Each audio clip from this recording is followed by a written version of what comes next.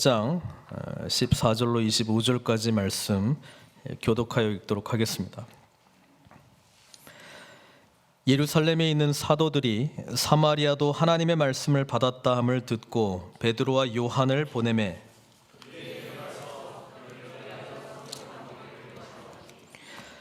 이는 아직 한 사람에게도 성령 내리신 일이 없고 오직 주 예수의 이름으로 세례만 받을 뿐이더라. 시몬이 사도들의 안수로 성령 받는 것을 보고 돈을 들여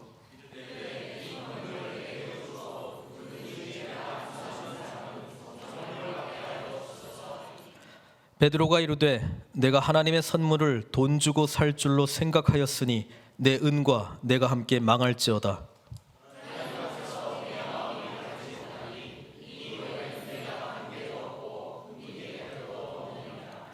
그러므로 너의 이 악함을 회개하고 주께 기도하라. 혹 마음에 품은 것을 사하여 주시리라.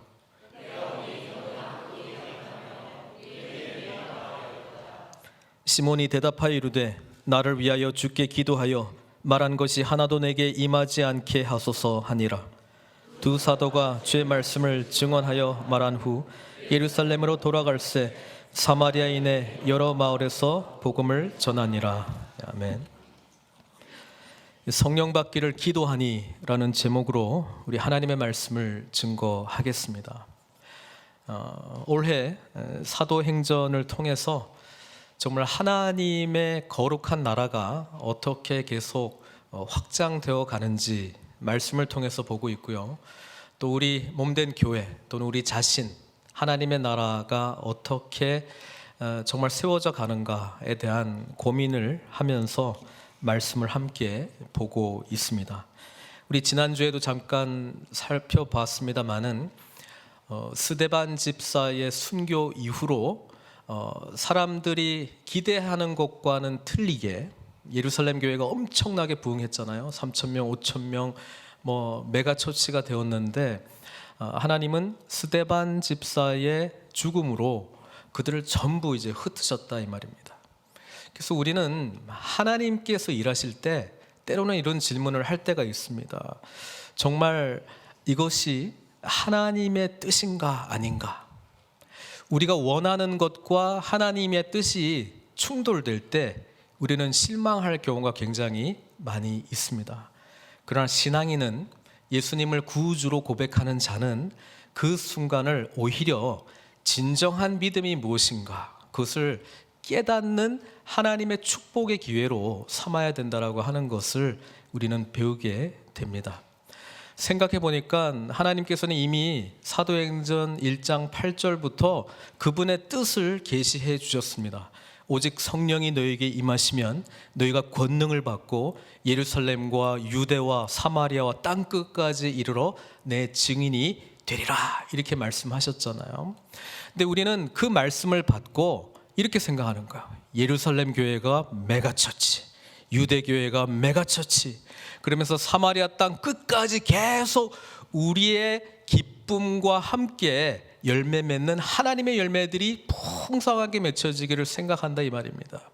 근데 하나님의 방식은 우리가 생각하는 방식과 다르게 진행될 때가 종종 있습니다. 우리는 그때마다 나의 세계관을 벗고 하나님의 뜻을 발견할 수 있는 믿음의 발걸음을 내어 디딜 때 더 풍성하신 하나님의 계획하심과 인도하심, 그리고 무엇보다도 그분의 주권에 순종하는 것이 무엇인지를 배우게 된다라고 하는 것입니다. 어쨌든 7 집사 중에 한 명, 빌립은 이렇게 생각할 거 아니에요? 야, 예루살렘 교회가 너무나도 숫자가 많으니까 사도들은 말씀에 전무하고 기도에 전무하고 우리는 이 봉사하는 일에 전무하기 위해서 내가 택함 받았구나. 근데 그 교회가 와르르 무너졌다 이 말이에요. 그럴 때 어떻게 생각해야 됩니까? 그럼 나는 이제 뭐 하지? 나는 이제 뭘 위해서 해야 되지? 그때 말씀하시는 하나님의 음성에 귀 기울여야 된다라고 하는 것입니다. 사도행전 1장 8절에 하나님의 뜻을 분별했다면 이때가 하나님께서 우리를 사마리아 땅으로 열방으로 가게 하시는 하나님의 때인가 보다 이걸 분별했겠죠. 설령 분별하지 못했을지언정 신실하신 하나님의 뜻을 의지하고 자신에게 주신 그 상황에 최선을 다하는 것이 우리 믿는 사람들이 가야 될 발걸음입니다. 여러분, 예수 믿는 사람이 해야 될 최상의 삶은 무엇입니까? 내 안에 계신 예수 그리스도를 세상 가운데 증거하며 사는 것입니다. 내 안에 살아계신 예수님의 그 은혜와 사랑이 흘러가도록 그냥 그렇게 사는 것입니다. 빌립이 그렇게 했다는 거예요. 원치 않는 곳으로, 계획 없는 곳으로 사마리아 땅에 떨어졌지만 거기서 뭐 했어요? 거기에서 자신과 함께 동행하고 계신, 자신과 함께 삶의 의미를 주신, 자신과 함께 기쁨을 주시고 영광을 주시는 그 예수 그리스도를 증거하기 시작하니까 바로 그 아무것도 몰랐던, 계획하지도 않았던 그곳이 뭐예요? 하나님의 사역의 현장으로 바뀌어버렸다 이 말입니다. 그런 점에서 하나님의 부르심을 받은 저와 여러분들은 무엇을 하느냐? 내가 계획한 대로 하는 것은 하나님의 뜻대로 되는 것이고 아닌 것은 아니다, 이런 계획이 아니고요. 우리는 전부 다 구원받은 우리는 어디에 있든지 어떤 모양으로 있든지 어떤 형편에 있든지 바로 그 자리가 거룩하신 예수 그리스도께서 통치하시는 자리면 사역의 장소로 변화된다라고 하는 놀라운 은혜가 우리들에게 주어졌습니다. 빌립 집사는 사마리아 땅이 이제 하나님의 사역의 장이 되었다라고 하는 것이죠. 그것을 우리가 봤어요. 그래서 사마리아 땅에 큰 기쁨이 있었습니다. 여러분, 예수 믿게 되면 기쁨이 있습니다. 주님께서 우리의 삶을 주관하시면 세상이 줄 수 없는 기쁨이 있습니다. 그리고 그 기쁨을 누리게 되면 어떤 상황 가운데서든지 하나님의 사역을 발견하게 된다라고 하는 것입니다. 여러분, 사역 중에 사역은 뭐냐? 하나님을 알지 못하는 사람에게 예수 그리스도의 생명을 전하는, 바로 그 현장 가운데 있을 때요, 세상 어떤 것과도 비교할 수 없는 기쁨과 영광을 우리는 누리게 된다라고 하는 것입니다. 빌립 집사가 그것을 누렸어요.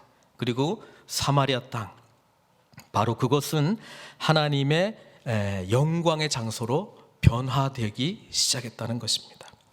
지난주에도 제가 잠깐 말씀드렸습니다마는 사마리아 사람들은 유대인들이 보기에는 정말 같이 상종할 수 있는 사람들이 아니었습니다. 가까이 있었지만 북쪽에 있는 갈릴리에서 남쪽에 있는 예루살렘으로 가려면 제일 빠른 길은 사마리아 지역을 지나가는 거거든요. 일부러 안 가요. 더러워서 안 가요. 그들은 사마리아 사람들 개처럼 여겼다고 그렇게 알려져 있습니다. 왜 그렇습니까? 그 이유는 이거예요. 자신들은 거룩한 하나님의 택함 받은 사람들이고 사마리아 사람들은 어떤 사람들이에요? 버려진 반쪽짜리 유대인, 이방인과 피가 섞인 더러운 민족들이라고 생각했기 때문에 그렇습니다. 이스라엘의 역사 속에서 남북으로 갈리는 그런 역사가 있었죠. 그리고 북쪽 이스라엘, 그리고 남쪽 유다, 이렇게 남북으로 갈렸는데요. 북쪽 이스라엘은 아수르라고 하는 거대 민족에게 멸망당하게 됩니다. 그때 아수르가 펼쳤던 정책은 이주 정책을 시켰거든요. 그리고 아수르에 있는 사람들이 그 사마리아 지역에 살도록 했고 결혼하고 이렇게 피가 섞여 버렸다 이 말이에요.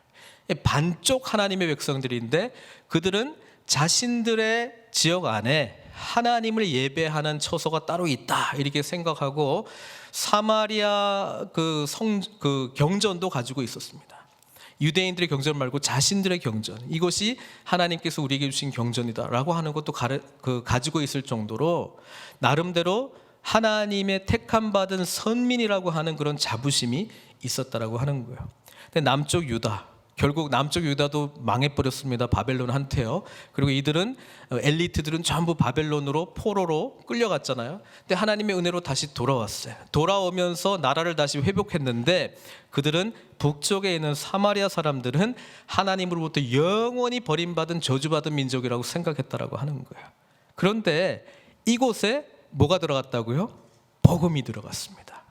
여러분, 복음이 들어가면 모든 것을 회생시킵니다.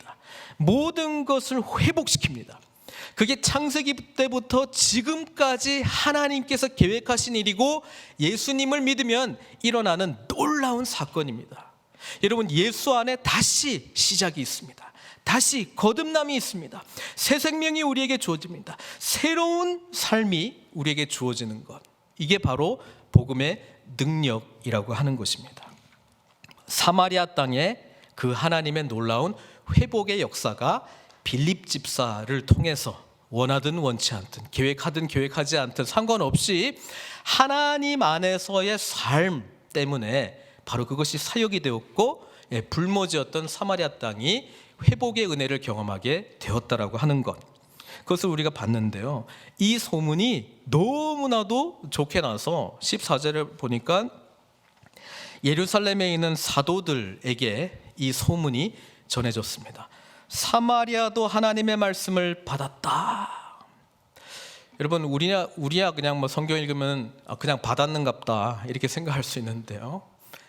마치 복음이 들어가서는 안 되는 곳에 들어간 것처럼, 그리고 저 사람들은 하나님이 버렸던 존재들인데 말씀을 받았다고?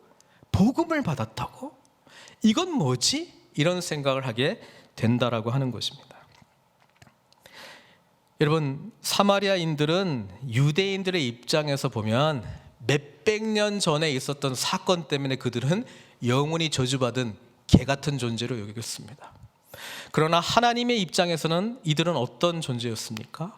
처음에 같은 조상 야고보에서 나온 12지파 중에 대부분의 지파가 이 북쪽에 있는 사람들 아니었습니까?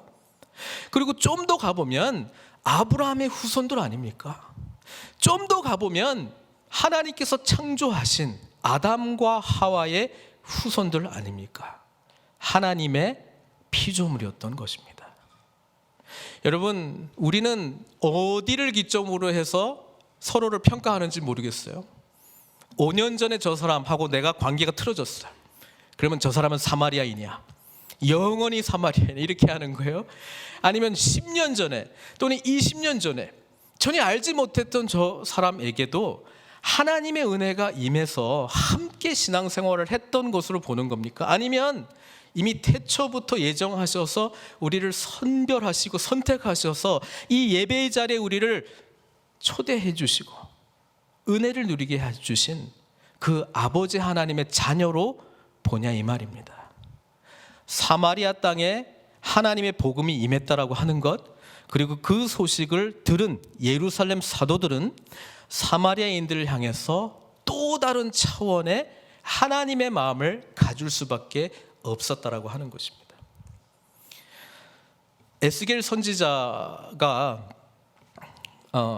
바벨론으로 끌려가서 원래는 30세가 되면은 제사장의 역할을 감당해야 될 사람이었거든요. 태생부터가 제사장 가문에서 태어났어요.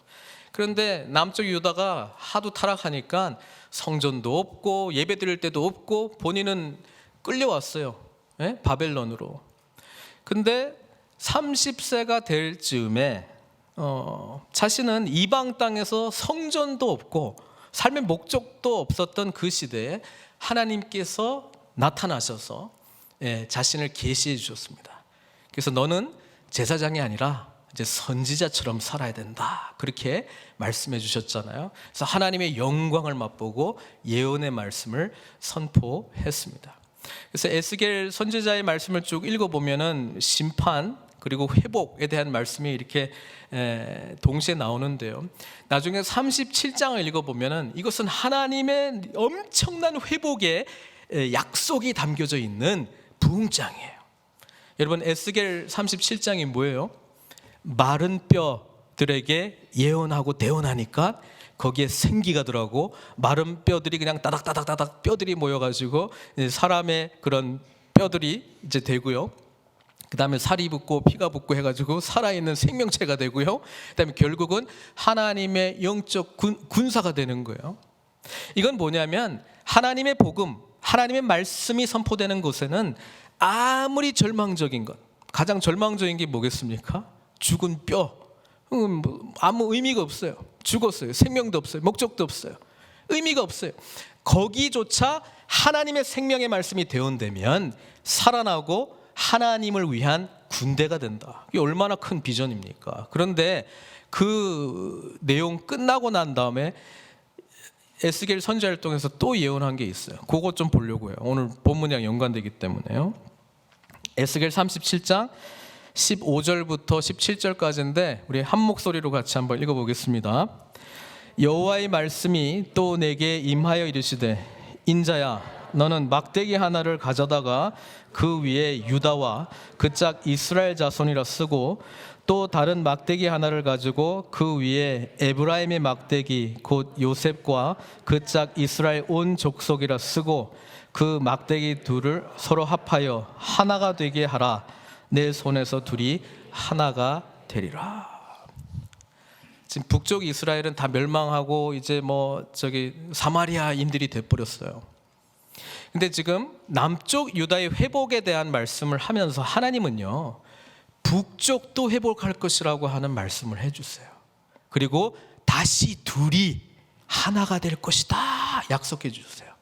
막대기 두 개가 이렇게 모이든 이렇게 모이든 하나가 되게 할 것이라고 약속해 주셨어요. 여러분, 우리 하나님은요 우리를 근원부터 바꾸어서 회복시키기를 원하세요. 많은 경우에 우리는요 한 번 버림받았고 한 번 삐뚤게 나아간 그 시점을 기점으로 해서 저 사람은 절대로 안 바뀔 거라고, 나는 절대로 저기에 가서 하나가 되지 않을 거라고 하는 마음을 어떤 분들은 결단을 해요. 여러분, 복음이 들어가면요 하나가 되어야 됩니다. 하나가 된다라고 하는 것은 사랑하고 용서하고 용납하는 것을 말합니다.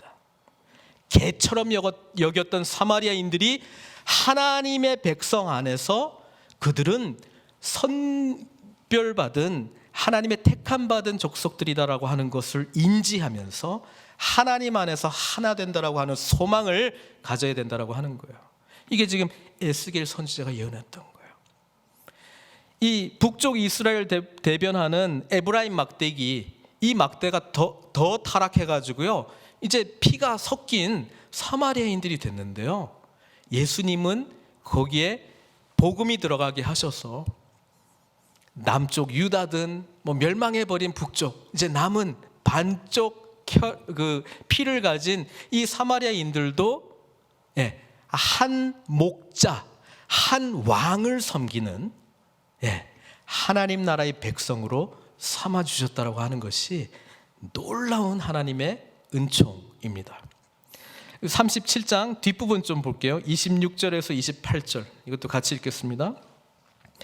내가 그들과 화평의 언약을 세워서 영원한 언약이 되게 하고, 자, 화평의 언약은 하나님과 깨어진 우리 인간이 다시 화해하는 것, 다시 죄의 문제가 더 이상 없고 다시 주님과 함께 연합할 수 있는 것이 이 화평이라고 하는 거예요. 예수님께서 막힌 담을 허시고 이제 하나가 되게 하신 그 은혜를 베풀어 주셨는데, 이 수직적인 화평뿐 아니라 수평적인 화평을 이루시는 게 예수님의 통치 아래에 있는 복음의 능력이라고 하는 것입니다. 지금 그 이야기를 하는 거예요. 계속해서요. 화평의 언약을 세워서 영원한 언약이 되게 하고, 같이요. 또 그들을 견고하고 번성하게 하며 내 성소를 그 가운데 세워서 여기서는 다시 돌아와서 예루살렘 성전에 대한 회복의 말씀을 하지만 사실 신약시대 이후를 살아가는 저와 여러분들은 이 성전이 누구예요? 예수님이란 말이에요. 예수님, 예수 안에서 하나가 되고요, 그 성전이 함께 우리 가운데 있어요. 계속해서요. 27절요. 내 처소가 그들 가운데 있을 것이며 나는 그들의 하나님이 되고 그들은 내 백성이 되리라. 우리 예수님의 이름이 임마누엘이에요. 우리와 함께 하시는 하나님. 여러분, 주님께서 우리와 함께 하시기 때문에 우리가 성령이 거하시는 거룩한 성전이 되는 줄 믿습니다. 그렇기 때문에요, 나와 원수되어 있는 저 사람에게도 예수 그리스도를 나의 구주라고 고백한다면 유대인들과 사마리아인들이 몇백 년 전 기준에서 절대로 같이 상종할 수 있는 존재가 아니라는 사람들조차도 하나가 될 수밖에 없고 평화의 언약을 이룰 수밖에 없는 존재가 되었다라고 하는 사실을 우리는 인식하고 있어야 된다는 거예요. 그러니까 어찌 보면 민족과 민족이 예수 안에서 하나가 되는 그런 엄청난 사건이 사마리아인들에게 복음이 전해진 사건입니다. 자, 그 정도로 하고요. 우리 14절에 보니까 예루살렘 사도들에게 이 메시지가 전해졌는데 누구를 보내요? 베드로와 요한을 보내요. 오늘 등장하는 베드로하고 요한이 처음부터 계속 이 사도들을 대표하는 두 사람이면 베드로하고 요한인데 오늘 8장 이후부터 이제 요한은 사라집니다. 사도행전에서요. 더 이상 요한은 등장하지 않습니다. 마지막이에요. 근데 이 베드로하고 요한을 보냈는데요. 왜 보냈냐니까 15절 때문에 보낸 거예요. 뭐 하기 위해서요? 그들을 위하여 성령 받기를 기도하니. 자, 베드로는 제쳐 두고라도 요한은 우리 복음서를 읽어보면은 사마리아인들을 굉장히 혐오했다라고 하는 것을 알 수 있습니다. 누가복음 9장 한번 보겠습니다. 같이요. 누가복음 9장 보면은 52절 54절에 같이 읽겠습니다. 시작. 사자들을 앞서 보내시며 그들이 가서 예수를 위하여 준비하려고 사마리아인의 한 마을에 들어갔더니 예수께서 예루살렘을 향하여 가시기 때문에 그들이 받아들이지 아니하는지라. 제자 야고보와 요한이 이를 보고 이르되 주여 우리가 불을 명하여 하늘로부터 내려 저들을 멸하라 하기를 원하시나이까. 이렇게 말한 게 누구라고요? 요한입니다. 요한. 쉽게 이야기하면 확 죽여버릴까요? 이 말입니다. 이 기도해가지고 그냥 확 그냥 쓸어버릴까요, 주님? 이렇게 말할 정도로 사마리아인들이 감히 유대인인 우리들을, 그것도 예수님을 예루살렘 가는 것을 막아? 와, 그냥 개라고 하는 건 알고 있었는데 상종 못하겠구만, 그냥 죽여버려야지, 이런 마음을 가졌던 게 누구라고요? 요한 별명이 보아너게 우레 아들이잖아요. 근데 성령 받고 우리 주님의 통치를 받으면서 엄청나게 바뀌었어요. 지금 이 사마리아 땅에 와서 뭐 하겠다는 거예요? 기도해 줘야지. 그것도 그냥 기도가 아니고요, 성령 받기를 기도해 줘야지. 성령을 받는다라고 하는 것은 지금 사도들이 오순절날 겪었던 그 성령의 엄청난 체험을 하겠다는 거예요. 그 성령의 엄청난 체험을 한다는 것은 이들도 하나님 나라 백성, 이들도 하나님의 꿈을 꾸는 사람들이라고 하는 것을 인정해 주는 거예요. 그 기도해 주겠다는 거예요. 근데 재밌는 기록이 있어요. 여기 보니까요 16절입니다. 16절 같이 한번 읽어볼게요.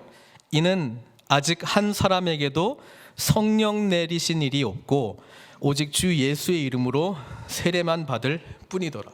재미있는 기록입니다. 무슨 기록이냐면은 지금 사마리아 땅에는 아직 뭐가 안 임했다고요? 성령님이 아직 안 오셨어. 근데 세례를 받았어요, 안 받았어요? 세례는 받았어. 예수님을 믿었어요, 안 믿었어요? 예수님 또 믿었어요. 여러분, 예수 믿고 성령 안 받을 수 있어요, 없어요? 있어요? 큰일 났네. 누구든지 성령으로 하지 않고서는 예수를 주라 고백할 수 없어요. 그리고 사도행전 2장 38절 말씀은 뭐라고 기록하고 있습니까? 같이 읽겠습니다.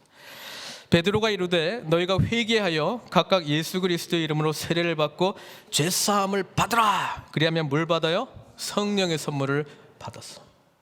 그러면 회개하고 죄사함을 받았는데 성령을 아직 안 받을 수 있어요? 이상하네. 자, 이 대목 때문에요, 특히 지금은 오순절 계통의 교회들이 좀 많이 그 교리들을 수정을 했지만 이렇게 생각했어요. 물 세례 따로 있고 성령 세례 따로 있다고 생각했습니다. 일단은 물 세례로 시작하는 거예요. 예수 믿고 구원받았어요. 근데 아직 성령이 임하지 않은 사람들이 있느니라 이렇게 생각을 했습니다. 그래서 성령을 받아야 돼요.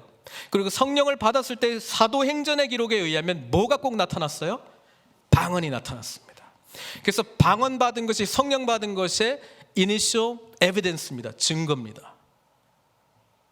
그래서 지금도 이거를 굉장히 중요한 교리로 여기는 분들은 교회 사역을 할 때 방언 못하면 아무 일도 못해요. 집사도 안 돼요. 그렇게 생각하는 분들이 있습니다. 여러분 어떻게 생각하세요? 우리 교회는 아직도 성령이 임하지 않은 겁니까? 요것 때문에 사실 교리적으로 접근할 때 바울의 서신들이나 이런 걸 보면은 예수님을 믿고 영접하는 것과 성령 받는 것을 거의 동시사건으로 봅니다. 거의 동시사건으로 봅니다. 그리고 아까 사도행전 2장 38절의 내용을 보더라도 동시사건으로 보고 있습니다. 근데 여기서만 유독 분명히 예수님을 믿고 세례도 받았는데 조금 있다가 사도들이 와가지고 안수해 줄 때 성령이 임했거든요. 그러니까 이건 뭔가. 그래서 성경을 열심히 읽어보면은 사도행전 19장을 발견할 수 있어요. 사도행전 19장. 거기 보면은 이 내용을 확증하는 내용이 나옵니다. 읽어드릴게요. 아볼로가 고린도에 있을 때에 바울이 윗지방으로 다녀 에베소에 와서 어떤 제자들을 만나 이르되 너희가 믿을 때에 성령을 받았느냐? 이르되 아니라 우리는 성령이 계심도 듣지 못하였노라. 바울이 이르되 그러면 너희가 무슨 세례를 받았느냐? 대답하되 요한의 세례니라. 여기서 요한의 세례는 누구? 세례 요한. 바울이 이르되 요한이 회개의 세례를 베풀며 백성에게 말하되 내 뒤에 오시는 이를 믿으라 하였으니 이는 곧 예수라 하거늘 그들이 듣고 주 예수의 이름으로 세례를 받으니 바울이 그들에게 안수하매 성령이 그들에게 임하심으로 방언도 하고 예언도 하니 모두 12사람쯤 되니라. 맞구나. 물 세례 따로 있고 성령 세례 따로 있고 성령 받을 때 방언 못하면 안 받은 거야. 성경 읽어보시면 반대도 있다는 것을 아세요? 성령의 세례를 먼저 받고 나중에 물 세례 받는 것도 있습니다. 아세요? 사도행전 10장에 나옵니다. 고넬료가 누구예요? 이방인이죠. 이방인입니다.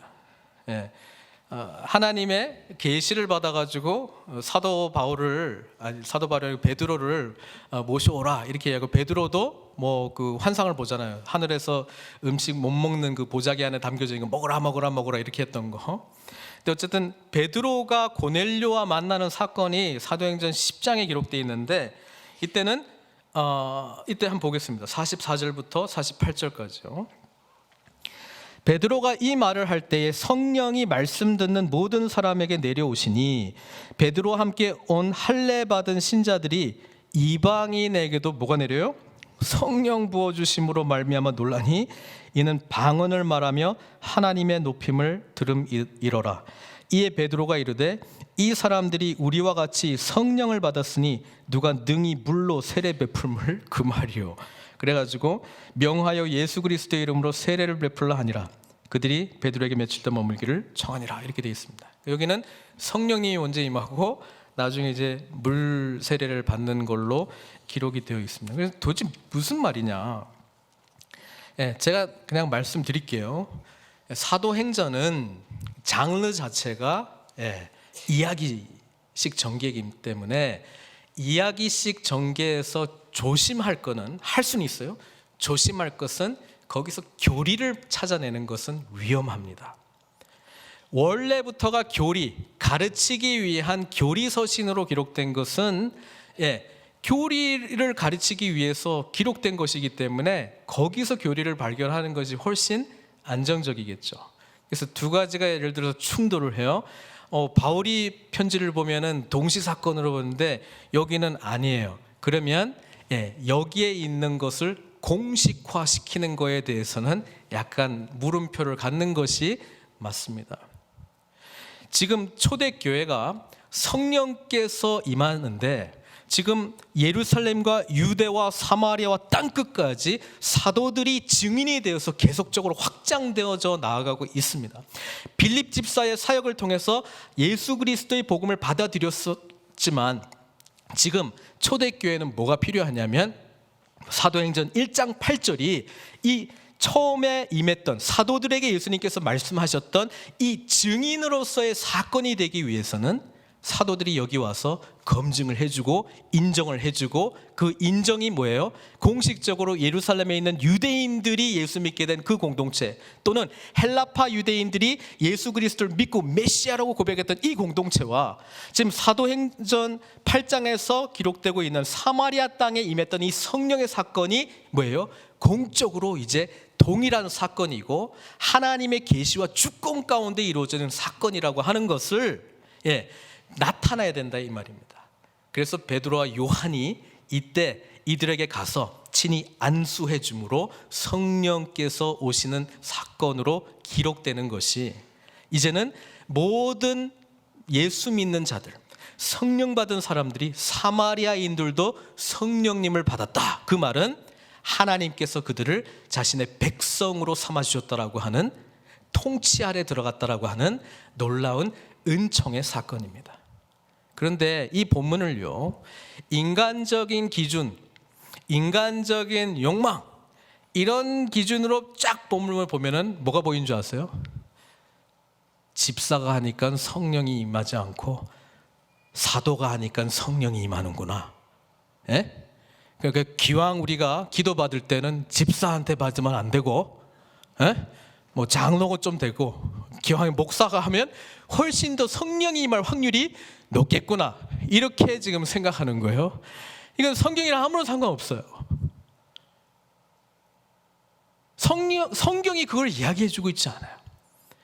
우리의 세상적인 기준을 성경 안에서 찾아내려고 하는 것입니다. 그것을 지금 오늘 본문에서 누가 하는 줄 아세요? 마술사 시몬이 하는 거예요. 세상적인 기준으로 성령이 임하는 사건 가운데 자신의 욕망의 가치관을 가지고 들어옵니다. 왜요? 지금 사도들이 지금 안수하고 기도해 주니까 막 놀라운 일들이 나타나니까 마술사 시몬도 이걸 보고 어떻게 해요? 18절, 시몬이 사도들의 안수로 성령 받는 것을 봤어요. 사도들의 안수로 성령 받는 걸 봤어요. 여러분, 이 세상이 얼마나 웃기냐면은, 또 우리도 잘 인식해야 돼요. 내가 봤다고 그게 그 사실 그대로가 아니에요. 항상 어떤 보여지는 사건은요, 내가 해석을 해버린다 이 말이에요. 여러분, 우리가 세상의 가치관 속에 있으면요, 일어나는 사건을 내가 자유로 해석을 해요. 시몬은 이 사건을 보고 어떻게 해석했어요? 돈 주면 받을 수 있는 거구나, 이렇게 생각했어요. 왜? 세상은 돈 주고 살 수 없는 게 있어요, 없어요? 뭐 자신이 없어요? 뭐 없다 이렇게 말하고 싶은데 믿는 자니까 대답하기는 좀 그렇고 이런 거예요. 여러분, 마술사 시몬은 욕망 덩어리거든요. 하나님의 이름으로 큰 자라고 하는 호칭을 받고 싶거든요. 이런 마술을 통해서 모든 사람들이 자기만 쳐다보고 위대한 사람입니다라고 하는 것을 인정받고 싶은 사람이거든요. 이 사람이 성령 사건을 보고요, 이야, 이거 받고 투자하는데 내 재산이 아깝지 않다, 이렇게 생각한 거예요.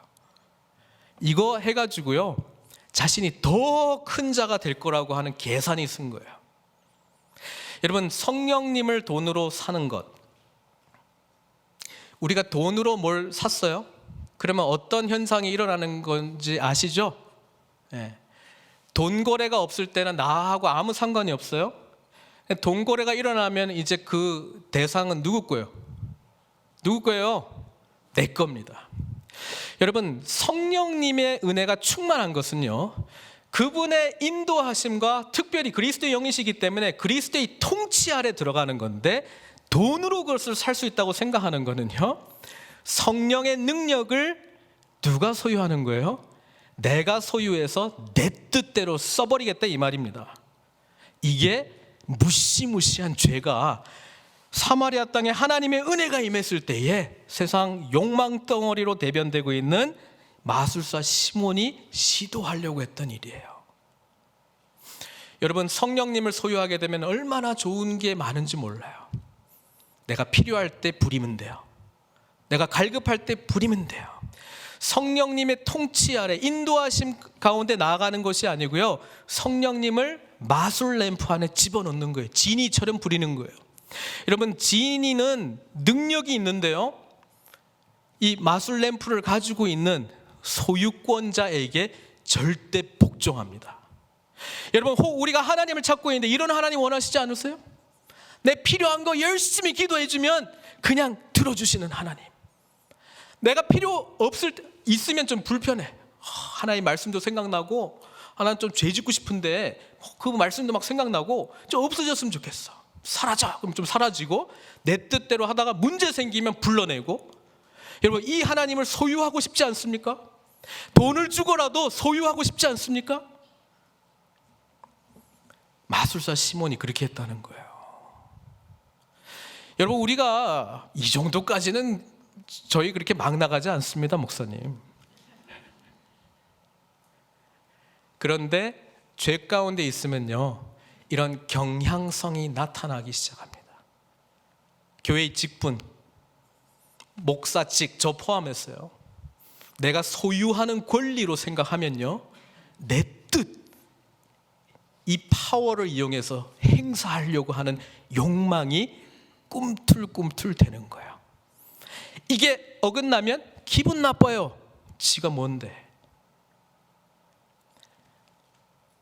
우리는 주님 안에서 리더십으로 세움 받으면 받을수록 우리 욕망 덩어리를 표출하기 위해서 그 권한을 사용하는 것이 아니고요, 하나님의 뜻을 분별하고 그분의 통치 아래 더 납작 엎드려서 섬김의 길로 나가는 것이 교회 리더십이 보여줘야 될 진정한 모습이에요. 이걸 못 보여주니까 맨날 문제 일어나는 거예요. 주님 일을 하는데 기분 나쁠 게 또 뭐 있습니까? 이렇게 해서 뭐 좀 어긋날 게 뭐 있습니까? 우리가 정말 구원받지 못할, 죽을 수밖에 없는 존재들인데 하나님의 은혜와 전적인 선물로 우리가 영생의 축복을 받은 자라면, 내가 뭐 노력하고 투자해가지고 받은 것도 아닌데 그것을 무슨 권리로 사용한다 이 말입니까? 마술사 시몬이 그렇게 하려고 했어요. 베드로와 요한이 그거를 바로 꿰뚫어 봤어요. 그래서 뭐라고 이야기합니까? 내가 하나님의 선물을 돈 주고 살 줄로 생각하였으니 내 은과 내가 함께 망할지어다. 이미 망한 거예요. 여러분, 그리스도의 통치를 받아들인 것이 아니고 그리스도의 영을 자기가 부리려고 하는 영으로 살려고 했기 때문에요. 하나님 앞에서 내 마음이 바르지 못하니 이 도에는 내가 관계도 없고 분깃될 것도 없느니라. 그러므로 너의 이 악함을 회개하고 주께 기도하라. 혹 마음에 품은 것을 사하여 주시리라. 사랑하는 성도 여러분, 우리가 예수님을 알면 알수록 섬김의 자리로 나아가는 것이 너무나도 분명하다라고 하는 것을 보게 되고요, 성령님이 충만하면 충만할수록 나 중심적으로 안 가요. 상대방을 세우기 위한 고민 속에서 내 자신이 반응하게 되어 있다 이 말입니다. 리더십을 통해서 더 어떻게 섬길 수 있는가에 대한 고민이 나오는 것이지, 하나님을 내 뜻대로 부리려고 하는 생각들은 점점 없어져 갈 수밖에 없는 거예요. 그게 진정으로 성령 충만의 은혜를 경험한 사람들의 모습이라고 하는 것이죠. 저는 오늘 제목을 성령 받기를 위하여 기도한다, 그들을 위하여 성령 받기를 기도한다라고 했을 때, 욕망 덩어리로 있는 자는 그렇지, 내가 성령 받게 해주는 기도를 할 수 있지, 이 생각이 가득 차 있어요. 나 아니면 안 된다라는 생각이 가득 차 있어요. 그러나 지금 이 사도들이 기도하는 거는요, 그들도 우리와 함께 이 구원의 은혜 가운데 하나님의 엄청난 사랑 가운데 포함되어 있는 자들임을 우리가 인정하고 세우겠습니다. 기도하겠습니다. 그 고백으로 한 거예요. 보아너게 우레와 같은 사도 요한이 하나님, 예수님 그냥 불을 명하여 그냥 이 사람들을 싹 쓸어버릴까요? 라고 했던 자가 이들을 섬기기 위하여 안수하고 간절히 우리와 같이 하나님의 자녀가 되게 해 주시옵소서. 그리스도의 통치가 이곳에서 일어나게 해 주시옵소서. 우리와 한 몸이 되게 해 주시옵소서. 이 기도를 드렸다라고 하는 사실을 기억하면서 사랑하는 저와 여러분, 그리스도의 놀라운 은혜 안에서 서로를 위해서 성령 받기를 간절히 기도하며 하나됨의 은혜 속에 함께 나아가는 저와 여러분들 되시길 주님의 이름으로 축원드립니다. 우리 같이 기도했으면 좋겠습니다. 복음 안에서는요, 큰 자나 작은 자나 뭐 유대인이나 헬라인이나 종이나 자유자나 다 하나 되기 위한 대상들일 뿐입니다. 여러분, 우리가 무엇을 구하고 있습니까? 성령님의 충만함을 구하고 있습니까? 그 충만함은요, 결국 그리스도를 닮은 섬기는 자로서 우리를 인도해 주실 것입니다. 함께 기도했으면 좋겠습니다. 기도하면서요, 말씀 속에서 성령 안에서 이 마술사 시몬으로 대변되고 있는 욕망 덩어리, 성령을 추구하는 간절함은 있으나 그 가운데 죄 덩어리가 가득한 모습으로 주님을 만나는 것이 아니고 그리스도의 온전한 통치 아래에서 주님의 뜻을 분별하며 더욱더 섬기는 자의 길을 가겠노라 결단하는 기도를 이 시간 올려드렸으면 좋겠습니다. 함께 기도하겠습니다. 사랑의 하나님 아버지, 감사합니다. 예수 그리스도를 믿음으로 우리에게 성령님의 선물을 허락해 주심을 감사드립니다. 우리가 서로를 유대인들이 사마리아인들을 바라봤듯이 사마리아인들이 유대인들을 바라봤던 그 시각이 있을지언정 거룩한 성령님의 인치심 안에서 하나 되었다라고 하는 사실을 다시 깨닫게 하여 주시고 주님 안에서 한 몸 공동체를 이루어 아버지 하나님의 뜻대로 주님께 영광 돌리는 삶으로 우리를 인도하여 주시옵소서. 때때로 마술사 시몬과 같이 꿈틀거리는 욕망이 우리 안에 있습니다. 아버지 하나님, 죄된 습성으로 아버지 하나님을 이용해 먹으려고 하는 그런 마음들이 있습니다.